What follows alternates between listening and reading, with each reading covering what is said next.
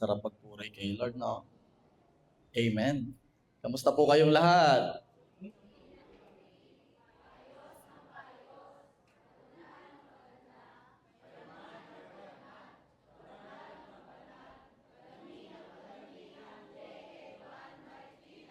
J1 Culture.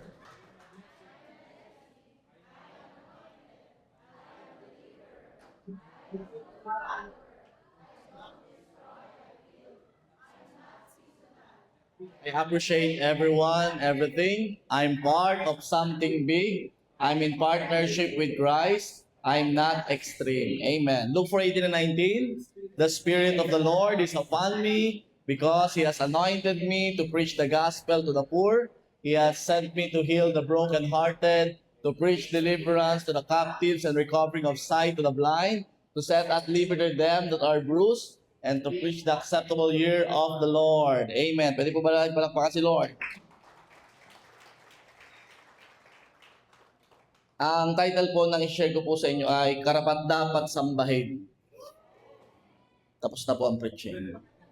Nagkaroon ng application kanina. Praise God.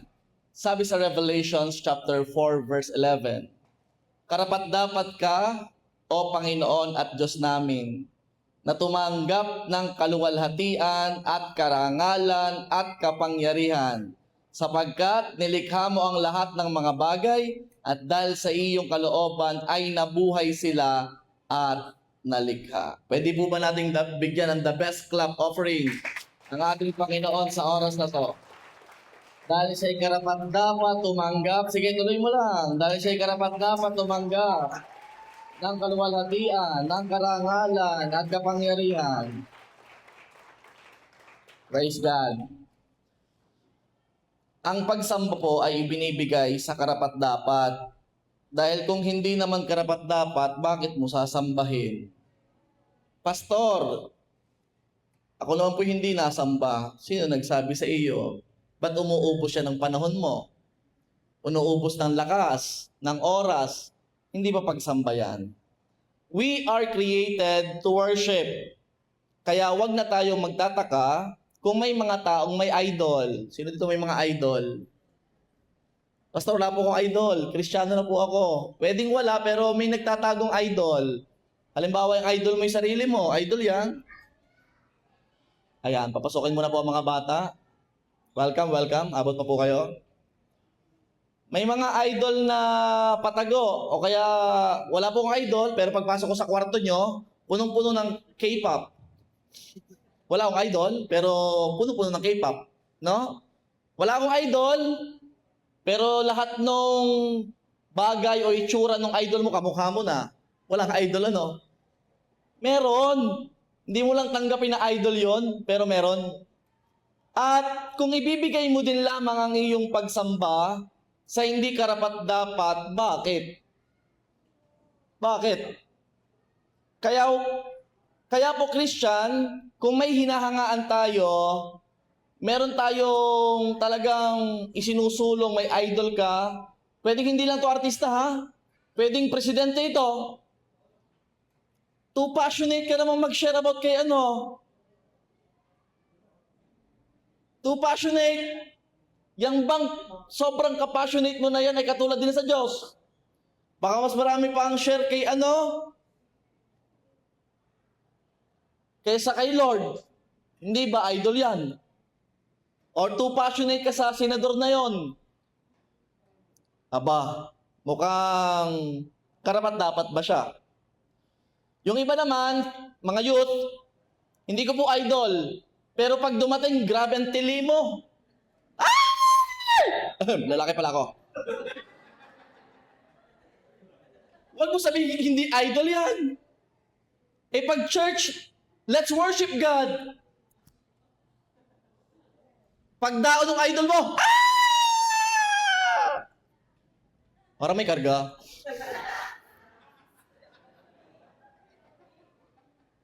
Hindi niyo ba naiikumpara yung dalawa? Pag may dadaan na hindi karapat-dapat pero yung ibinibigay mong pagsambay sobra-sobra, nagtatagong pagsamba.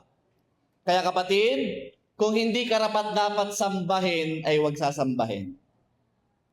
Ang dapat bigyan ng tunay na pagsamba ay karapat-dapat na Diyos, wala nang iba pa.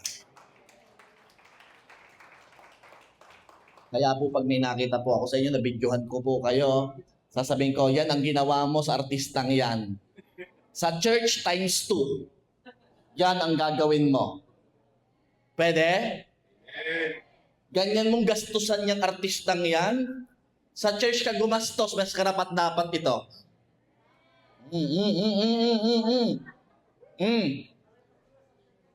Na-attend ka ng concert niya? Nakikiganong ka pa? May dala ka pang kulay pink na heart? Blackpink pala yun? Blackpink? O kaya naman, pag ganon-ganon ka pa, bini po ako. Mahiwagang salamin. Bibili-bili ka ng pang-concert na yun, pero pag merong worship, service, merong, tawag dito, may worship night sa church. Wala ka, mamasahe ka nga lang, wala kang ticket. Wait lang. Parang maling pagsamba yata yan. Tatanda na, kung ganyan katindi ang ginagawa mo sa iba, dapat times 2, times 3, times 4, times 5, times 6, times infinity ang pwede mong gawin sa tunay na Diyos. Amen? Yung hindi napalakpak mo ang tinatamaan na.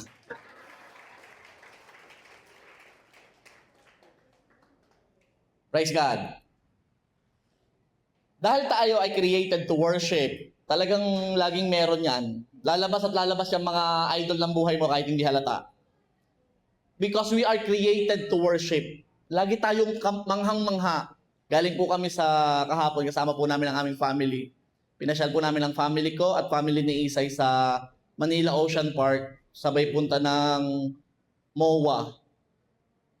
Kita ko yung pamangkin po niya, merong fireworks display. Tapos ng fireworks display, ika na pamangkin niya. Maliit pong bata yon. Tapos na po ang fireworks na ganito pa. Imagine mo, bata pa lang yun created para sumamba. Imagine mo, yung katabi mo, created yan para sumamba. Kaya sa mga created para sumamba, dahil kailangan maging aware tayo kung kanino dapat ibigay ito. At dapat ibigay ito sa kanino? Sa karapat-dapat sambahin. Psalms 145 verses 1 to 3.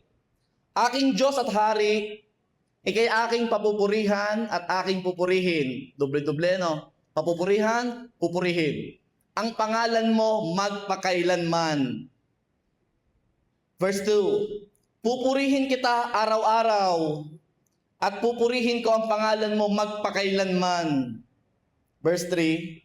Dakila ang Panginoon at sa papuri lubhang karapat-dapat at ang kanyang kadakilaan ay hindi masukat. Kung ibinibigay natin ang ating pagsamba sa iba, gayong nasusukat naman ang kakayahan niya, aba naman, mag-isip-isip ka ha, tama na yan. Tama na. Balik nga po sa verse 1.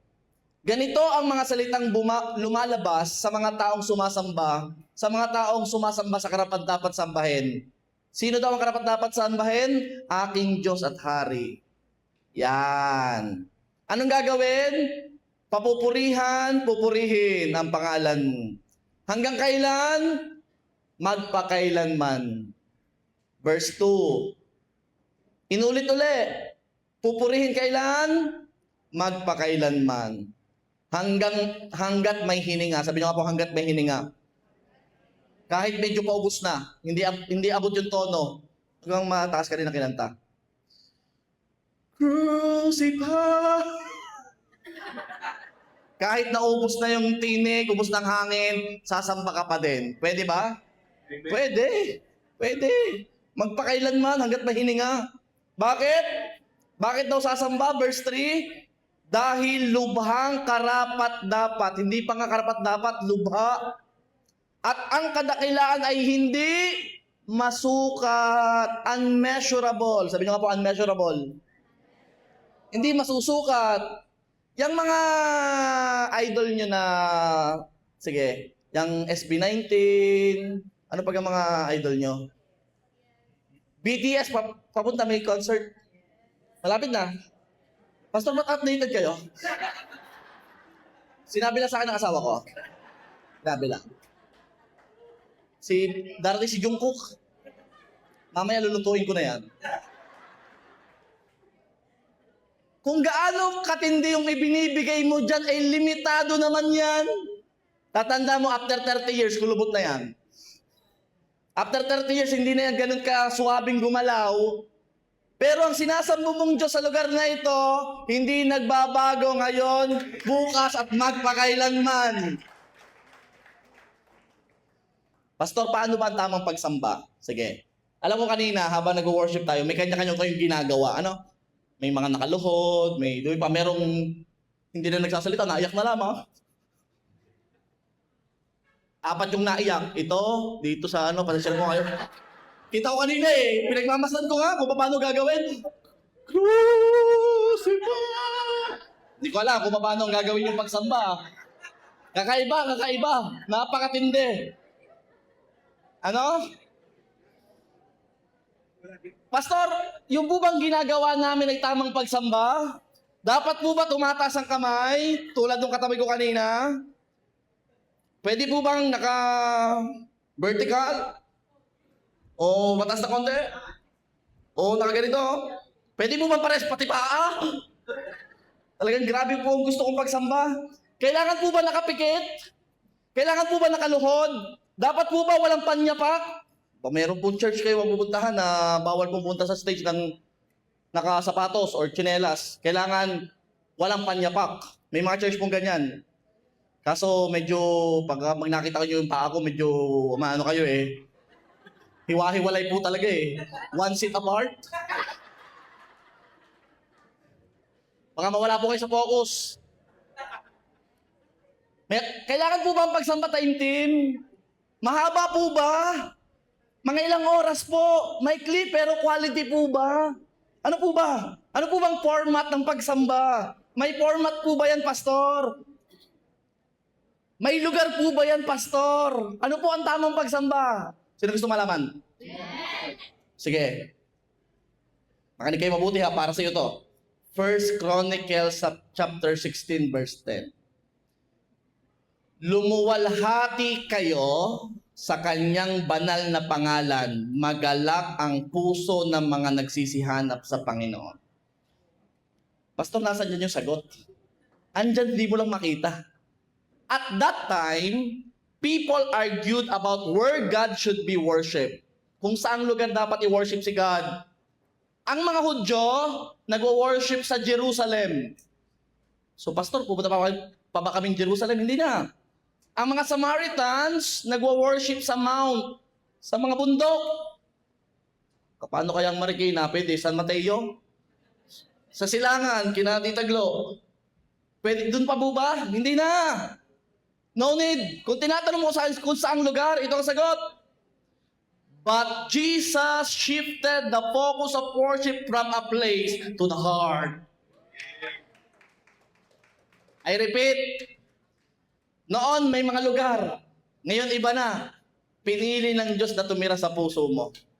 At alam niya habang umaawit ka, kumakanta ka, tinataas mo ang kamay mo, alam niya na tunay ang pagsamba mo. Kasi sa puso. Kaya mas pinili niya tumira sa puso. Tandaan, ang tamang pagsamba hindi tungkol sa lugar, kundi nasa tamang tayo ng puso at tamang direksyon ng pagsamba. Tamang tayo ng puso. Kaya kailangan, bago ka pumunta sa church na to, ready ang heart mo. Huwag kang atin sa church na to ng wala lang, para lang mag-attendance. No. Unang pasok pa lang, aga-agahan mo na. Sabi mo sa katabi mo, agahan mo na konti ha. Agahan mo na konti. Sasamba ka sa kahari, sasamba ka. Bakit pag-concert? Ba't ang aga nyo? Bakit? Maubusin.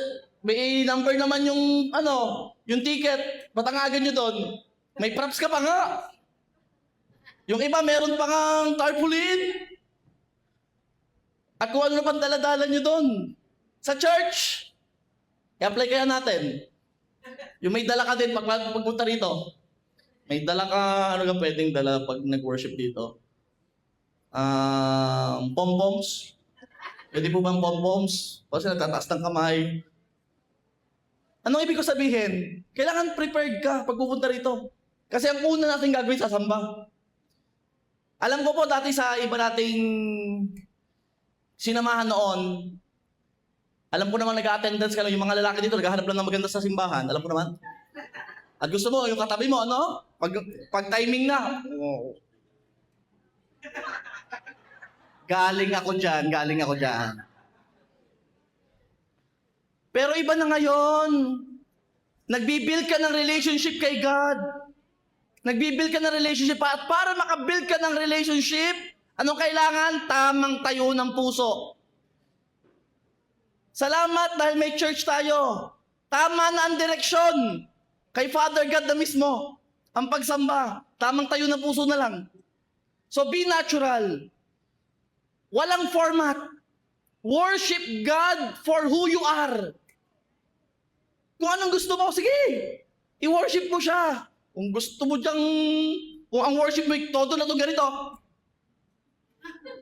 Kung ganyan ang todo mo, wala akong magagawa kung todo mo na yan eh.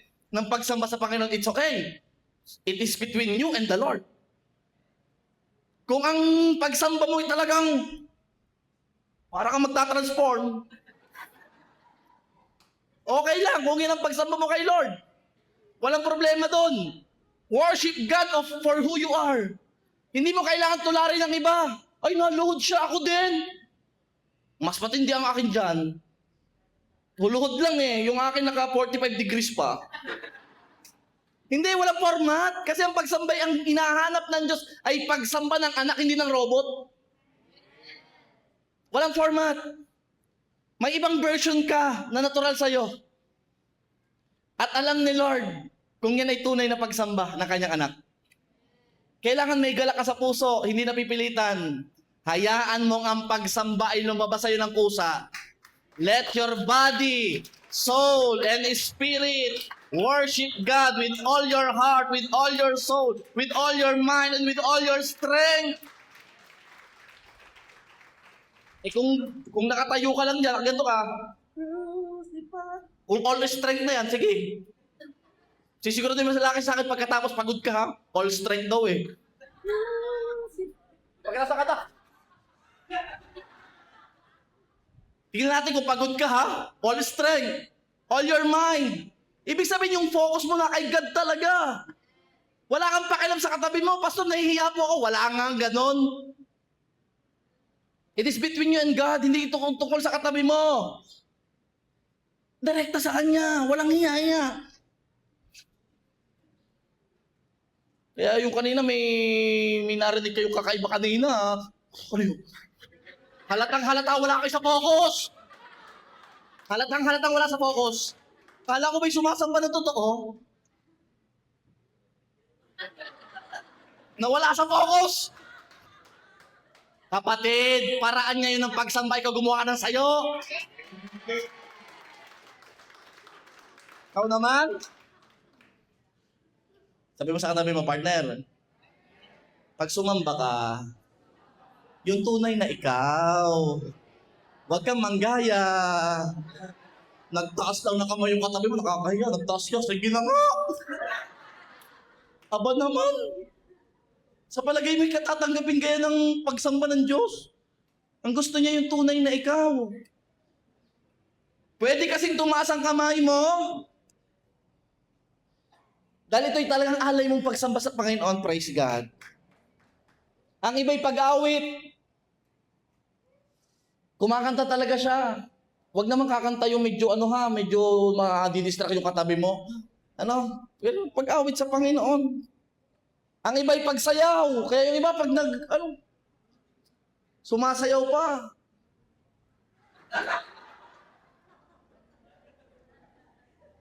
O meron nga pong church na talagang pag talaga, sumasamba lang, sayo talaga.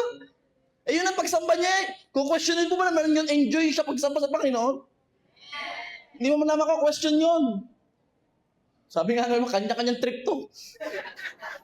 Parang gano'n na nga. Sa totoo lang, una kong dating sa church, medyo na-weirdohan ako eh. Siyempre, ano naman naman tayo? Magsiupo po ang lahat, magsitayo po ang lahat, lumod po ang lahat, tumayo po ang lahat. Ay lahat naman sinasabi, Scripted, sa totoo lang. Tama, hindi? O, galing ako dyan eh. Kaya nung sabi nung pastor eh, sampay mo Panginoon. Wala ka pong command. Taas mo kamay. Wala ka pong ganyan. Walang ganun eh. Kaya nagugulat ako, tumitingin ako sa paligid. Siyempre, nakiki-join ka. Bago ka lang sa church eh. Hindi ko pa alam. Until nakita ko na ang pagsamba, ang hinahanap na pagsamba ng Diyos ay ang totoong ikaw. Eh, may time na ako'y nasa ako nakangiti lamang.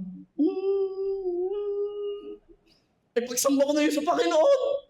Sa akin, napakalalim na nun. Kanya-kanya po yan. Sabi mo sa katabi mo, kanya-kanya mamaya. Parang MGR yata ito. Sa mga hindi pa natin ng Moment with God retreat, kayo po yung umattend. Kung gusto mo din lamang ng all out doon po 2 days, all out talaga. Pagkatapos, namamaos ka pa. May lugar para dyan. Umattend ka ng Moment with God. Okay? Nasa na tayo? Okay. Walang format. Walang format ang pagsamba. Basta buong puso. Masaya ka na ginagawa yon, hindi ka napilitan. Tulad yan ng morning prayer. Di ba? Katatapos lang natin morning prayer. Ngayon ay pagsamba, worship. Abangan mo sa susunod. Ano kaya sunod na? Basic to, basic. Anong basic pa? Manda kayo next Sunday or next Sunday. Alam mo ang preaching? Bakit ako magta-tights? Gusto mo marinig? Abangan mo ha. Kung hindi ngayong Sunday, next Sunday, loobin ng Panginoon. Okay? Okay. Tulad ng morning prayer, presensya mo pa lang, dumating ka lang, natutuwa ng Diyos sa iyo. Ganon din ang pagsamba. Andyan ka pa lang, nagsisimula ko pa lang umawit. Ikaw itong anak ko, itong anak ko, itong anak ko. Nagsisimula pa lang umawit, nagsisimula pa lang. Salamat, tama na ang pagsamba niya. Tama na ang sinasamba niya. Dumating siya, praise God. Pero, baka magtanong kayo, Pastor, pero bigyan mo kami ng specific na sagot kung ano bang pagsambang hinahanap ng Diyos. Sinong gusto malaman yung pagsambang hinahanap ng Diyos? Sige, may verse, siyempre. John 4:23-24. Ang tanong dito, ano ang specific na sagot kung ano bang pagsambang hinahanap ng Diyos? Ito ang pagsambang hinahanap ng Diyos. John 4:23-24. But the time is coming, indeed, it's here now, when true worshipers will worship the Father in spirit and in truth. The Father is looking for those who will worship Him that way. Ano the way? In spirit and in truth. Verse 24. For God is spirit, so those who worship Him must worship in spirit and in truth. Okay. Dalawang beses inulit, Paano daw ang way ng tamang pagsamba? In spirit and in truth. Let us explain that in spirit and in truth. Okay. Through Jesus, worship would no longer depend mainly on temples, rituals, or location. Hindi na. Hindi na ganon. Hindi na ganon ka tindi ang pagsamba depende sa lugar. Hindi na. Sabi ko nga nila sa puso na eh. So true worship is now available to everyone through a relationship with God. Kaya kahit wala ka sa simbahan, nasa inyo ka lang, pwede mong gawin. Kahit nasa work, pwede mong gawin. Kahit nagda-drive, pwede mong gawin. Hindi na depende sa lugar. Ito ay pakikipag-connect kay God. So those who worship Him must not Ulit.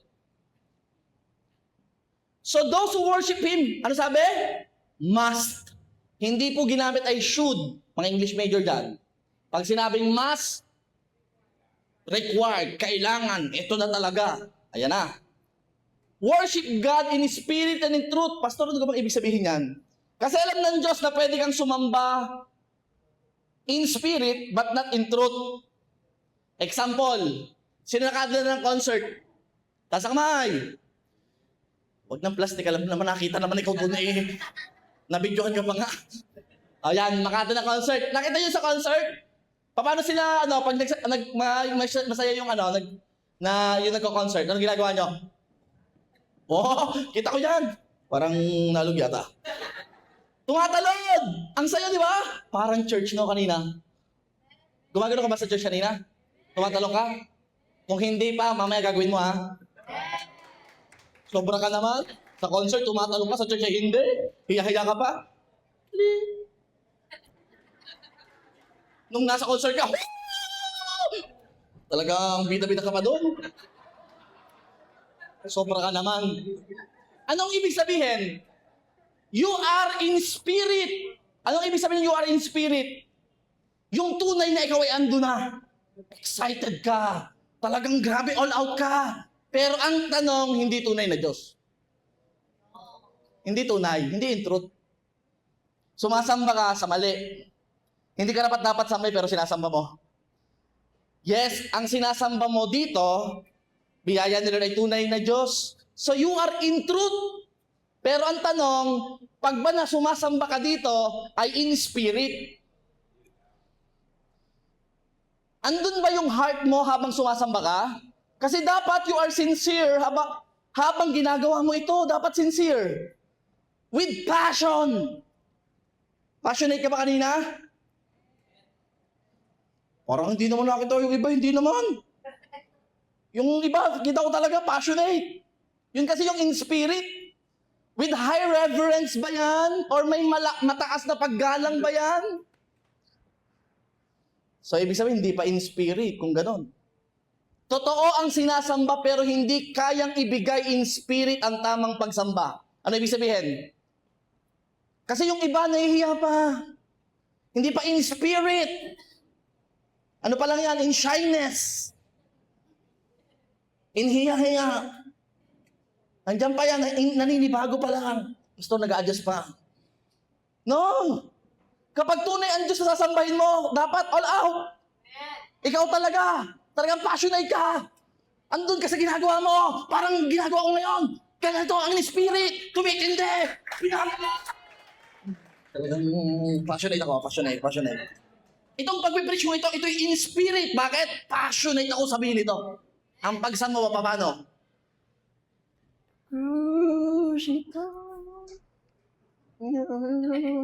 Wala kaya matatapos to 30 minutes na eh.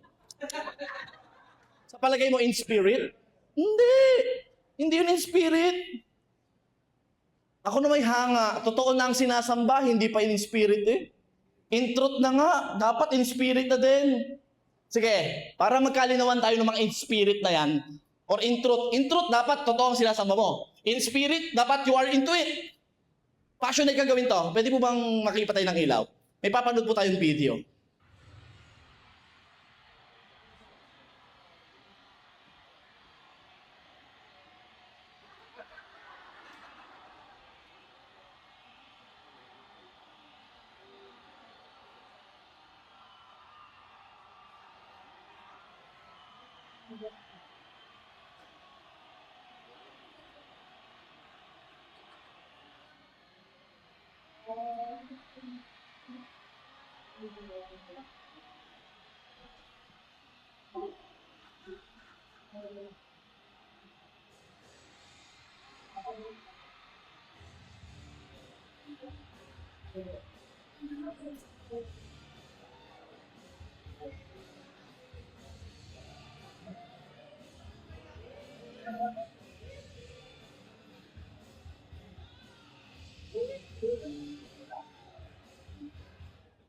Tama na.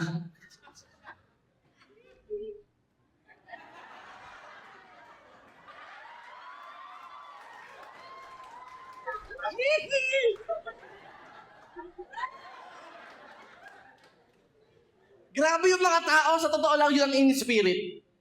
Why? Kita mo naman. Grabe naman yung mga tao lang si Michael Jackson. Pero yung mga tao naghihimatayan. Meron na po ba dito kumaten, nag-praise and worship na himatay? Hindi nga, walang biro. Tunay na Diyos na yan. Yung sinasama natin, tunay na Diyos na yan. Yung kanila, peke pa. Pero grabe ang passion. Nahihimatay ka, sisigaw ka, yung ate kanila, talagang. Ang tanong, ganyan ka ba sumamba sa tunay na Diyos? Yun naman pong pinanood natin, yan ang example ng in spirit but not in truth. Imagine, ang kayang gawin ng tao. Sabi mo nga dyan sa katabi, partner, kung hindi mo ibibigay sa Diyos or sa tunay na Diyos, may iba kang pagbibigyan niya. Papanoorin ulit natin mamaya yan. Tapos yung audience mamaya, dapat ganun din mamaya pag sumampa sa tunay na Diyos, ha? Kaya nyo? O sige ha, tignan natin ha. Kayo nga, simpleng pagkanta lang, nahihiya-hiya po. Pero yung mga yun, hindi pa tunay na Diyos yun ha. Pero grabe. Grabe talaga, tao lang yun. Nilikha lang yun. Tapos kung pananoorin nyo ibang video nun, yung mga fans na na kinukuha, pupunta ng stage, grabe. Talagang parang parang santo na talaga yun eh. Pupuntahan talaga, tapos yakap-yakap ako. Parang, grabe talaga. Nung pinapanood ko pa lang, sabi ko, hindi pa tunay na Diyos, tao pa lang, tao pa lang, tao pa lang. I pray, salamat na lang sa biyaya ng Diyos. Narito tayo sa lugar na ang tunay na sinasapay tunay na Diyos. Bakit? Kasi ang Diyos ay naghahanap ng pagsamba na nararapat sa Kanya. I pray, ikaw nang hinahanap niya na sasamba na totoo sa Kanya. Sasamba ka ng wagas. Amen po ba? Bakit? Dahil sinasamba may karapat dapat sambahin. Walang simula, walang katapusan. May-ari ng lahat, lumalang sa lahat. Lumalang kay Michael Jackson. Lumalang kay Michael Jackson. Lumalang sa katabi mo. Lumalang sa lahat. Ang tanong, bakit ka hindi sasamba? Na? Kung mag-iiba ng pagsamba nyo after this preaching. I-note nyo po ito, May 24. Ang tanong, Pastor, bakit karapat dapat sambahin ng Diyos? Yan ang sagutin natin. Alam niyo na kung paraan, o paano. So, bakit karapat dapat sambahin ng Diyos? Number 1, kamangha-mangha ang kanyang mga gawa. 1 Chronicles chapter 16 verse 9. Umawit kayo sa Kanya, magsiawit kayo ng may papuri sa Kanya, ipahayag ninyo ang lahat ninyong mga kamangha-manghang gawa. Alam nyo, creation pa lang,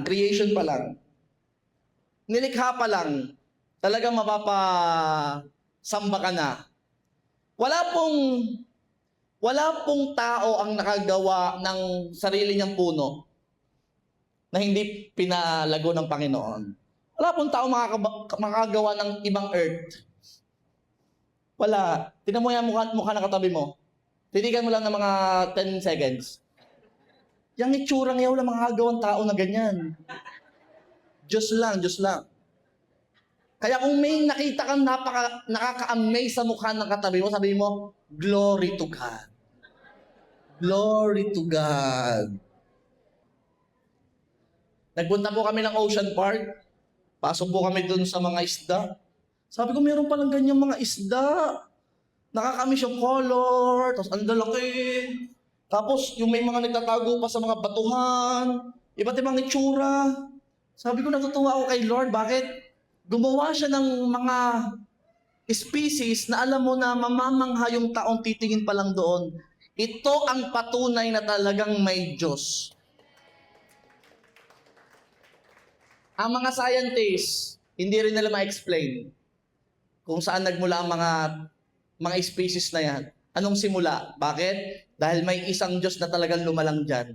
Kahit anong isipin mo, may isang Diyos na lumalang dyan at nag-design dyan. Walang machine. Ang gumawa ng tao, wala pang machine. Diyos lang ang nakagawa niyan. Tumingin ka lang sa puno, sa bundok, sa karagatan, at sasabihin mo lagi, Lord, napakatindi mo talaga. Napakatindi mo. Sino dito may mga asawa? Sabihin mo, titigan mo yung asawa mo, napakatindi talaga ng pagkakagawa ng Diyos. Talagang ginawa ng Diyos ang para sa akin. Ikaw ang Adan at ikaw ang Eva ng buhay ko. Hindi ka ba na-amaze na may inihanda si Lord para sa'yo? Inihanda yan ng Diyos. Ito ang magpapatunay na tunay ang Diyos. May ginawa siya. Ano pa mga ginawa ng Diyos? Signs, wonders, and miracles.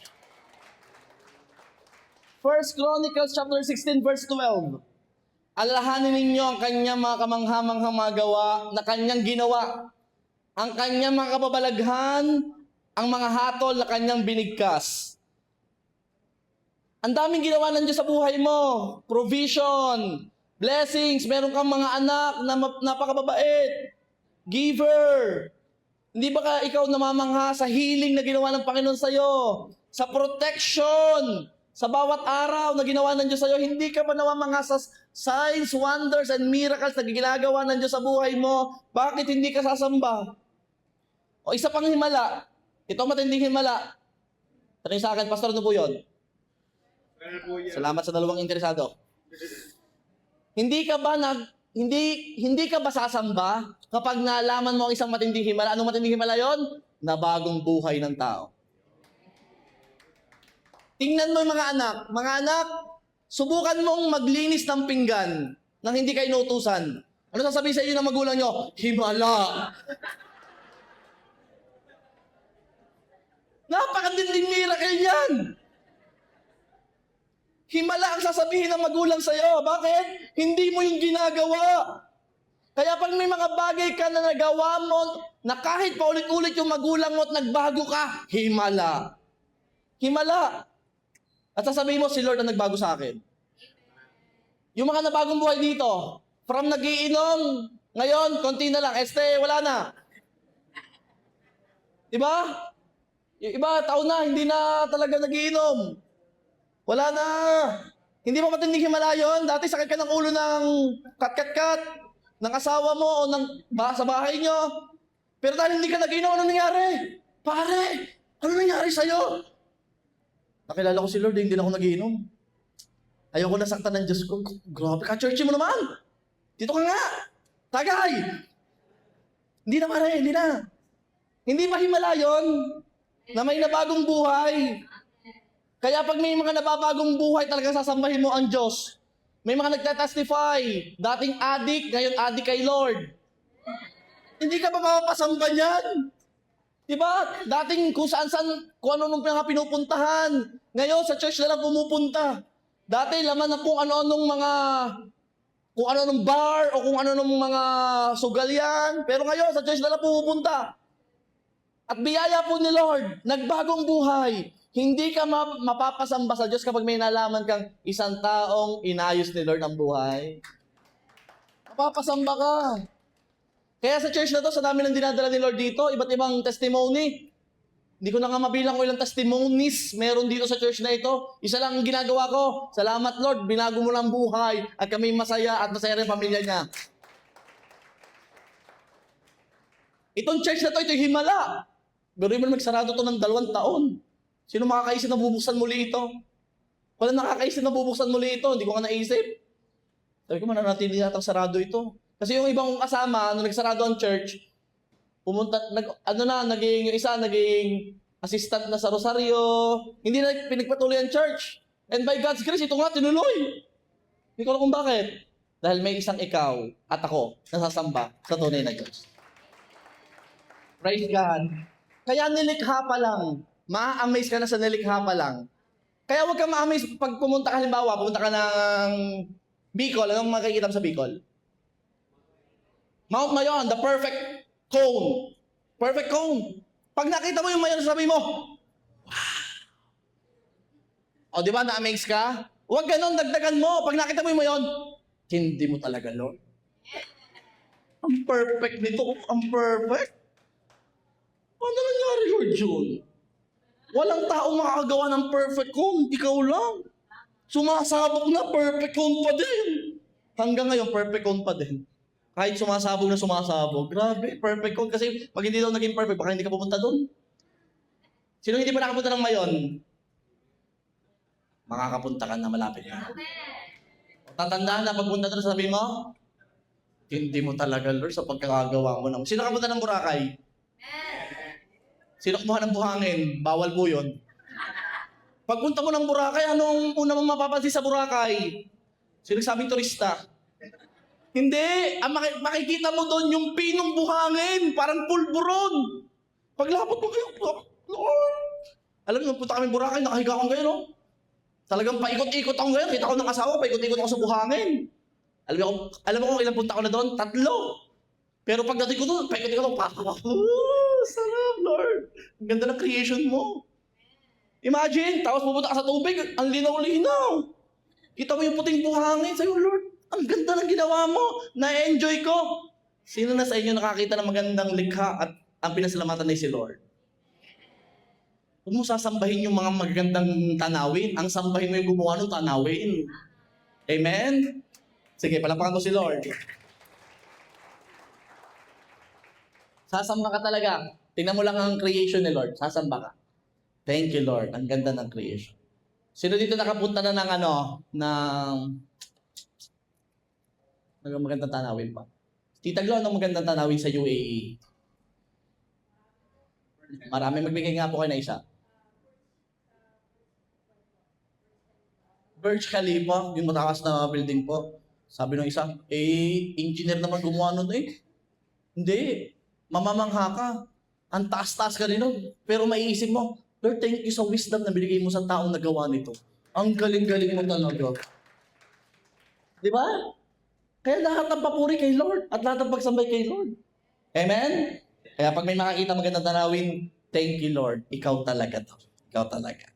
Sasamba ka talaga. O number 2, ito gusto ko. Walang katulad ang kanyang lakas.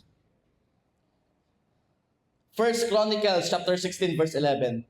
Hanapin ninyo ang Panginoon at ang kanyang lakas. Palagi ninyong hanapin ang kanyang pakikiharap.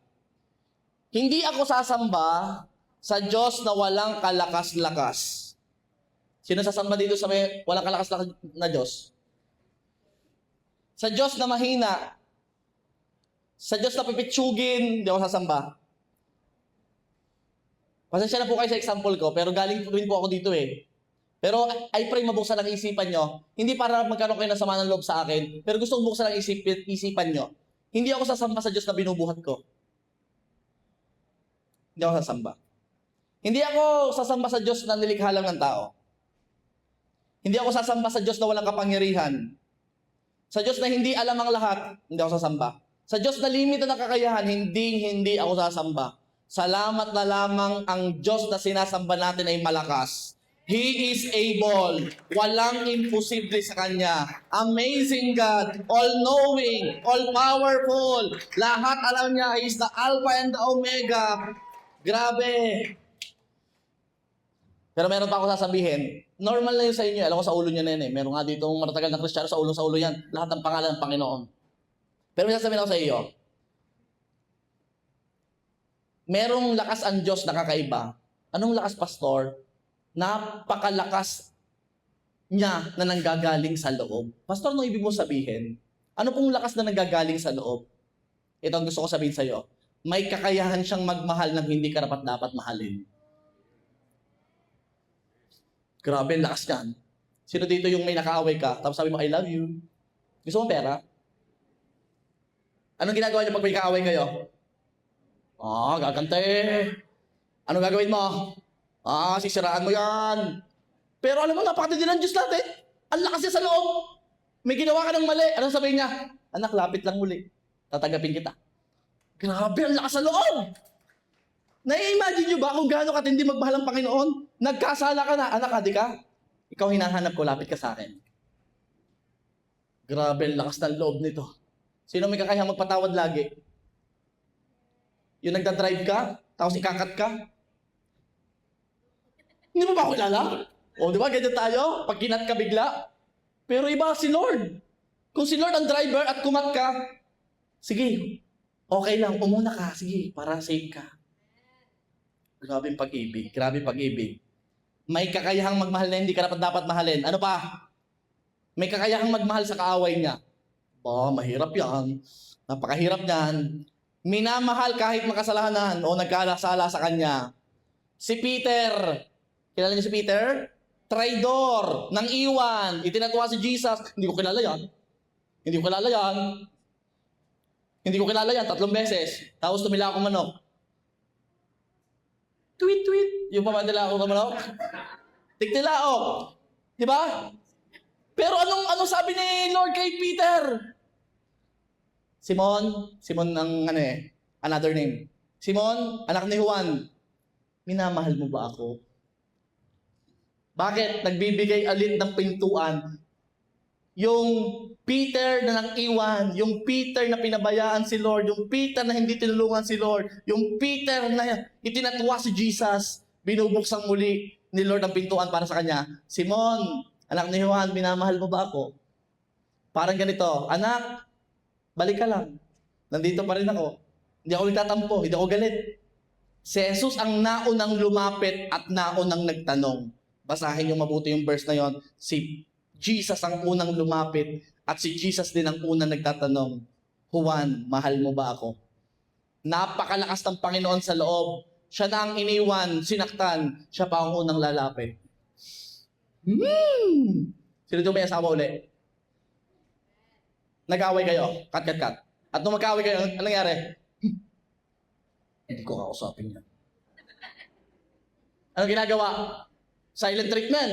Tahimik lahat. Hindi ko kakausapin yan, hindi ko kasama yan. Alam mo, napakalakas ni Lord sa loob. Nag-away na kayo, nagkaroon kayo ng problema, nagkasala kayo sa isa't isa, may pagkakamali. Hindi tumahimik si Lord pa ang unang lalapit. Kahit alam niyang wala siyang kasalanan. Ang lakas niya sa loob. Amen? Ang lakas niya sa loob. Yung iba, wala nito sa J1, sinasabi ko lang. Yung iba nag-away mag-asawa, ano sasabihin ng isa? Ikaw nagkamali ko lumapit. Ako ang tama. O sa linggo, meron po tayong get together. Atan po kayo ha. Yung mga mag-asawa dyan, para sa inyo talaga yung get together. 4 o'clock. Sabi ng isa, ikaw lumapit. Ako ano, lagi ka nang ganyan. Ikaw naman lumapit. Mga lalaki ha, lalaki. Para sa yung preaching na to. Lalaki, kinreate ka na mas malakas talaga. Ibig sabihin, kahit pa yung isang mali, o sa palagay mo siyang mali, ikaw pa rin ang unang lalapit. Sabi mo doon sa asawa mo, ikaw daw. Ikaw daw. Okay, mga lalaki. Tayo ang unang lalapit. Tayo ang lalaki, mas malakas tayong kinreate talaga. Kaya tayo unang lalapit ha. Sa pag-aaway tungkol sa Kristiyano dahil nagkasala siya, tandaan mo, laging kumakatok ang Diyos sa pintuan ng puso mo at kinakamusta ka, anak? Kamusta ka ikaw? Lord, nagkasala ako. Hindi dahilan ng kasalanan para hindi ka lumapit sa akin. Halika, lumapit ka sa akin, lumapit ka. Lumapit ka. Grabe. What a heart, what a heart. Peter yan, Peter. O, another Bible character. Paul. Sino kilala si Paul? Kung hindi niyo po kilala si Paul po ay persecutor. Hindi basta persecutor. Mamamatay Kristiyano. Hello? Alam niyo po yung mamamatay Kristiyano? Pag nalaman ka nag-church sa Christian church, patay ka. Buti nga lang dito sa Pilipinas, walang ganon. Napaka-bless po natin sa Pilipinas. Pwede tayo sumamba anytime, anywhere. Pero alam niyo si Paul, namamatay Kristiyano siya. Ano ginawa ni Lord? Pinarusahan ba ni Lord? Ikaw pa, ganyan ka. Hindi. Ano sabi ni Lord kay Paul? Saul, bakit mo ako inuusig? Laging patanong ano? Laging patanong, ba't mo ako inuusig? Bakit mo pinapatay yung mga Kristiyano? Ano mang lalim ng kasalanan mo, kahit ikaw ay lubog sa kasalanan, kahit ikaw ay addict sa kung ano man, kahit ikaw ay atheist pa o galit ka sa Diyos, may sasabihin ako sa iyo, ang Diyos ay napakalakas na kahit ganyan ka, aabutin ka niya, mamahalin ka pa rin. Hindi siya hihinto na iparamdam ang pag-ibig niya sa iyo hanggang bumalik ka sa tunay na nagmamahal sa iyo. At siya yun. Grabe. Nung inaaral ko, sabi ko, grabe nga si Lord, lakas din ng loob niya. Hi! Thank you, Lord. Siya ay mabuti kahit sa hindi mabuti sa Kanya. Sino dito yung takbo ng takbo ka sa Panginoon, pero pilit ka pa rin inaabot niya. May mga nagpapaalala pa rin sa'yo, anak, balik. May magsasabi pa sa'yo, ba't di ka natin? May nagpa-follow up sa'yo. Merong umaabot sa'yo. Ano mga ginagawa mo sa buhay mo? Hindi kanya, napakabuti ni Lord para sa'yo. 1 Chronicles chapter 16 verse 34. Excited ako O magpasalamat kayo sa Panginoon sapagkat siya'y mabuti, sapagkat kanyang tapat na pag-ibig ay nananatili magpakailanman. Naalala ko si Zacchaeus. Sino nakakalala kay Zacchaeus? Amen. Tax collector. Pag sinabing tax collector noon, alam niyo na, may corruption. Hindi siya nangungupit. Nangunguha ng kaban ng bayan. Kupit. Malaki. Pag kupit kasi medyo maliit malaki ang kinukuha niya. Pero hindi iyon ang nakita ni Jesus. Ano nakita niya? Nangungupit yan. Ang tao, anong ginagawa sa mga korap? Sige nga, galing mo nga mag-comment eh. Kulong lahat yan. Magbayad kayo. Dapat yan silya elektrika. Ang dami mga comment sa mga korap. Kaya sabi lang ko sa iyo si Jesus hindi ganon. Si Zacchaeus, alam niyang korap. Alam niya ang ninakaw niyan. Pero, grabe. Nung umakyat si Zacchaeus sa puno, makyat siya sa puno, kasi gusto niya makita ang Panginoong Hesus. Nag-effort siya. Wala ditong puno sayang. Nag-effort siya makita lang ang Panginoong Hesus. Umakyat sa puno. Pero nang sabi ni Jesus kay Zacchaeus, bumaba ka dyan. Pupunta ako sa bahay niyo. Ikaw ba naman? Alam mong korap, pupuntahan mo pa gayon. Alam mo may kaso. Hinahanap mo si Bato ngayon. Pupunta ka kay Bato. Pero si Zacchaeus, alam niya na may problema si Zacchaeus. Pero yun ang pinuntahan niya. Grabing lakas ng loob. Meron siyang kakaibang lakas sa loob. Bakit? Napakabuti ng Diyos natin. Napakabuti niya magpakailanman. Hindi kanya iniiwan, pinababayaan man. Kahit anong ginagawa mo sa buhay mo, anak, tinatawag ka pa rin anak kasi alam niyang anak ka. Maraming tanong sa online. Alam mo yung number 1 na tanong sa online? Kung ang salvation daw ay nawawala. Ano sagot? Alam ko, napakaraming diskusyonan niya sa online. Pero mayroon ako sasabihin sa iyo. Habang buhay ka, kahit nga hindi ka nabuhay, forever kang mamahalin ng Panginoon. Hihilahin ka kapalapit kung ikay lumalayo. Pilit ka nga abutin ng Panginoon kahit gaano ka man kasama. May gagawin siyang paraan para bumalik ka sa Kanya. Kasi sobrang pag-ibig ng Panginoon sa iyo. Sobrang lakas niya para kayanin ang lahat ng ginagawa mo. Bakit? Dahil yan sa Panginoong Yesus, may namatay na para sa kasalanan mo. Christian, hindi tayo nakipaglaban sa kasalanan. Tayo ay tumatayo sa pagkapanalo ng Panginoong Yesus 2,000 years ago. Hindi ito labanan ng mabutit masama. Panalo na si Lord 2,000 years ago. Ito'y labanan ay pinaglalaban mo ang katapatan ng Panginoon sa buhay mo. Na ikaw ay kay Lord na lang. Na ikaw ay sa Kanya na lang. Yes, bumabagsak pero babalik kang muli. Hindi perfect, may problema pa din. Pero bumabalik ka sa Kanya. Bakit? Ito ang mga dahilan kung bakit karapat dapat sambahin si Lord. Ito ang dahilan. Kaya kung meron mang ginawa ang Panginoon sa iyo, na alam mong karapat dapat siyang sambahin, maging motivation mo yun para sambahin ng Panginoon. Huwag ka lang basta umupo. In fact, kung ikaw ay gising ngayon at buhay, you are super blessed. Ikaw ay may lakas. Meron kang kapamilya, meron kang kasama, meron kang kaibigan, may ka-church ka, you are blessed. Talagang kailangan mo ng sambahin ng Panginoon. Kung nakakahinga ngayon, malakas, hindi ka naka-wheelchair, kailangan mo sambahin ng Panginoon. Ang daming dahilan para sambahin si Lord. Pero sa totoo lang, wala kang maiisip na dahilan kung bakit hindi mo siya sasambahin. Kaya ngayong oras na to, be true lang be true. Worship team please. Be true lang Ang pagsambay hindi nadadala sa tugtugan or sa kantahan. No. I pray na ang pagsamba mo ay genuine. Hindi dahil may tugtugan lang, maganda ang boses na nakakanta, magandang tugtog nila, ayos ang backup, kakanta ka, or sasamba ka sa Panginoon. Kahit wala niyan, okay lang. Pwede ka pa rin sumamba sa Panginoon. Okay? Kaya sa pagkakataon ito, pwede ka ba tumayo ngayon? Kung ikaw ay nagmamatigas at ayaw mo sumubok sa Panginoon, ito lang ang gusto ko sabihin sa iyo. Kung hindi Diyos ang sasambahin mo, sigurado ako may iba kang sasambahin. Pero kung ako isasamba, sa karapat-dapat na. Huwag mong papakailaman ang katabi mo. Close your eyes, bow down your heads, at ipapakita ng Diyos ang dahilan ng pagsamba mo. Ipapakita ni Lord sa gitna ng isip mo. Ipapakita ni Lord ang matinding dahilan ng pagsamba mo. Alam ni Lord kung saan ka galing, pero nilinis ka niya. Alam ni Lord kung gaano katindi ang kasalanan mo, pero pinatawad ka niya.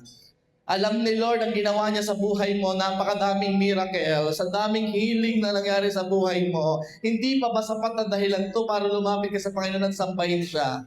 Hindi pa sapat na dahilan na buhay ka ngayon para sambahin mo ang Panginoon? Hindi pa sapat na dahilan na iniligtas niya ang parents mo, sinama niya sa church ang family mo? Hindi pa sapat na dahilan na sambahin mo ang Panginoon? Kasi sobrang daming ginagawa niya sa buhay mo.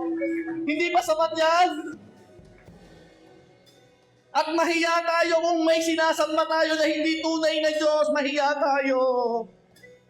Kung meron kang idolo ngayon na sinasamba mong sobra-sobra, ginagastusan mo, binibigyan mo ng time, ng effort, ng lahat mo. Tapos sinasamba mo ng ganyan, tapos sa church ganyan lang ginagawa mo, mahiya ka sa Panginoon. Mahiya ka. Mahiya ka. Kaya sa pagkakataong ito, pwede bang sambahin mo ang Panginoon ng totoo, yung tunay na ikaw? Sambahin mo ang Panginoon na alam mong ito'y para sa kay Lord. Na ang puso mo ay ready.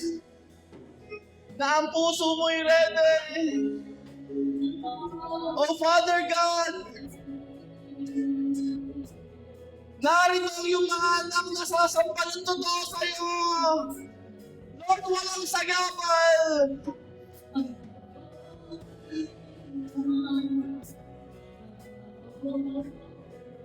Yes, Lord.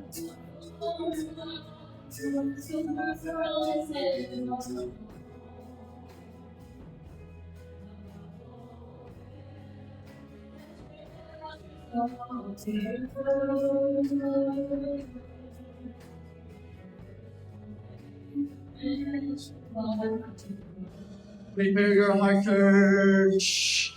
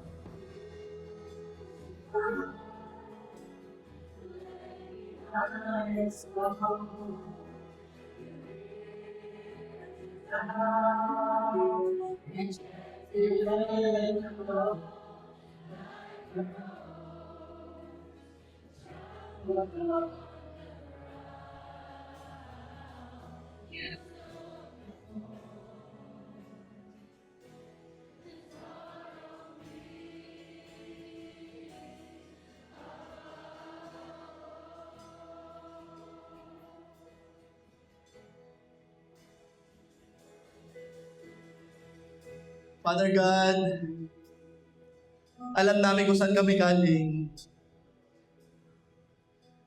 Church, kung saan ka kinuha ng Panginoon, alalahanin mo yon. Alalahanin mo ano yung mga dati mong ginagawa. Alalahanin mo kung saan ka nilinis ng Panginoon. Alalahanin mo yung mga kamanghamanghang bagay na ginawa ng Panginoon sa iyo. Yung miracles na ginawa ng Panginoon sa iyo, yung himala na ginawa ng Panginoon sa iyo, yung pagpapatawad na ginawa ng Panginoon sa iyo, yung pagmamahal na ginawa ng Panginoon sa iyo. Alalahanin mo ngayon. Alalahanin mo, church, na hindi ka iniiwan ng Panginoon, hindi mo pinababayaan ni Lord. Kaya sa pagkakataon ito, church, pwede ba? Sambahin mo ang Panginoon in spirit.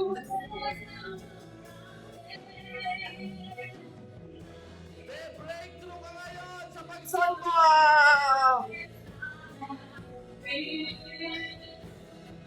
All out! All out! All out! All out!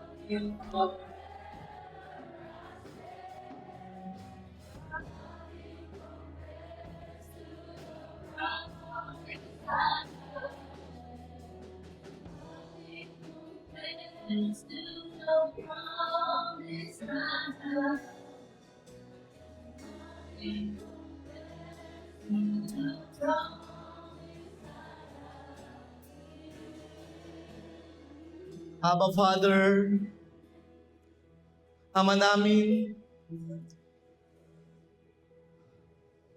kamangha-mangha ang iyong ginawa, Panginoon. At kamangha-mangha ang gagawin mo pa sa buhay namin.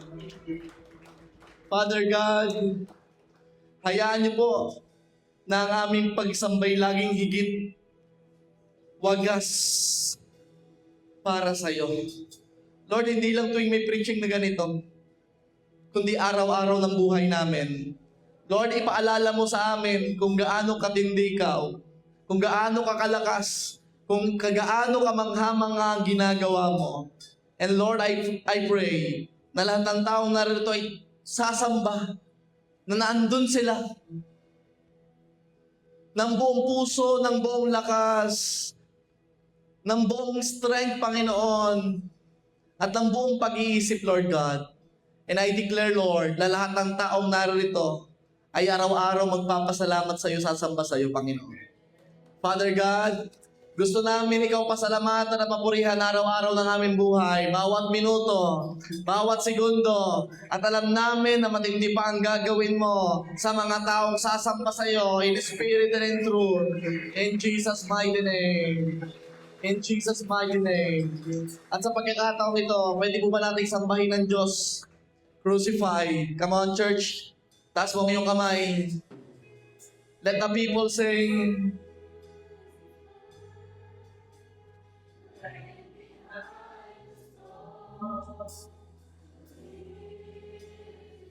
Open your mouth.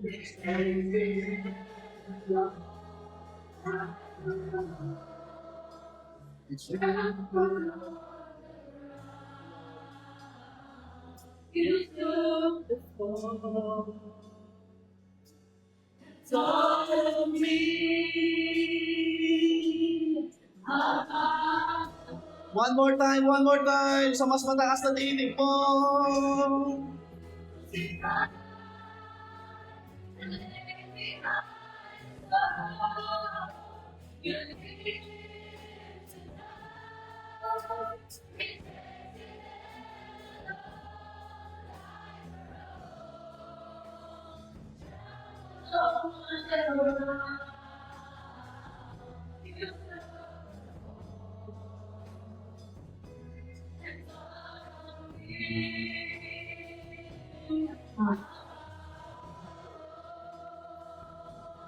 For the last time, let the people sing.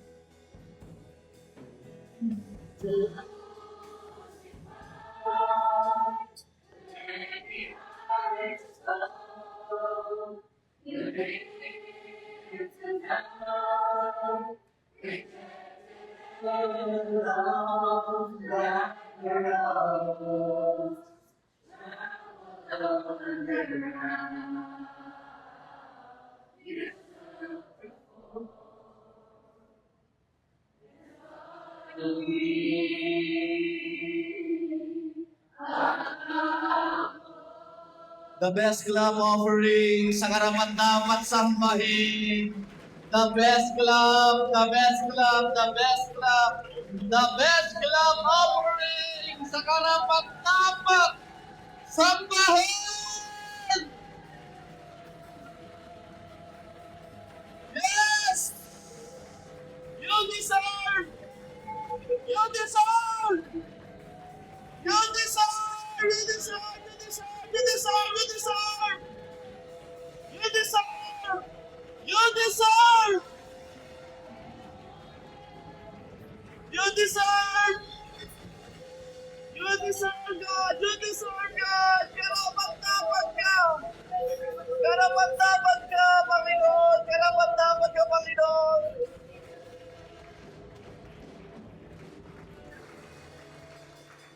Lord, lahat ng ginawa namin ay para lang sa iyo, Panginoon.